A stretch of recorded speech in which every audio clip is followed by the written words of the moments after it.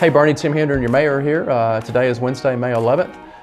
Just want to give you a couple updates on things that, well, I haven't done one of these in a long time, so I thought it'd be time to maybe just put a couple of updates out there. We had a city council meeting last night. Probably the most important thing that came out of that was we did a swearing in for 3 of our council members. District 1, Councilman Ty Willison; District 3, Councilman Quentin Scott; and District 5, Councilman Joe Macaluso. All 3 of them have been on council for a while, and they have recommitted to their volunteer service to this community, and I'm proud to serve with them, and it was really an honor for me to swear them in for their additional term last night. That was a big deal to me. You know, I thought we didn't talk about this last night, but in case you missed the article that I wrote last month, I want to talk a little bit about water because, you know, we're still in a little bit of a drought right now, and we've had our water committee in flight for a couple of years. Just as a reminder, ask that group to look at a couple of things, conservation and consumption, right? On the conservation side, what can we be doing as a community to be smart about how we utilize our water and how we preserve that precious resource? On the consumption side, as a utility manager, the city of Boerne has an obligation to provide water to its residents. Right now we have 3 sources of water: Canyon Lake, underground water, and Boerne Lake. But you know, when we get into hard drought, who knows what those water systems do? But looking out 100 years, where does additional water come from if we got into extreme drought? I think just thinking through that, we had a really interesting presentation from Guadalupe Blanco River Authority, which is where we get our Canyon Lake water from.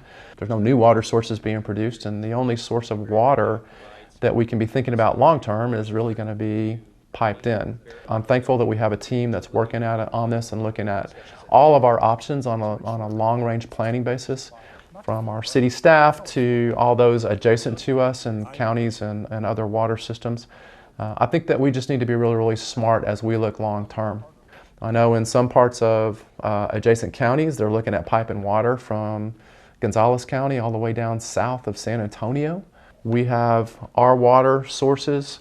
Again, Canyon Lake, we have a long-term commitment to get water from there.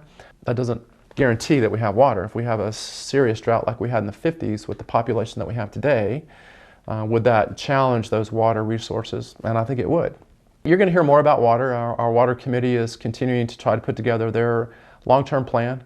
And they'll be coming back to the city of Boerne to talk about specifically the Boerne water utility and what we need to be thinking about for our customers.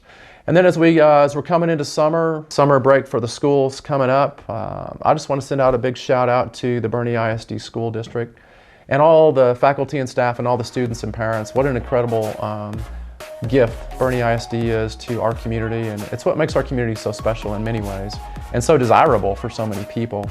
Just congratulations for another fantastic year on so many fronts, academic, sports, and otherwise.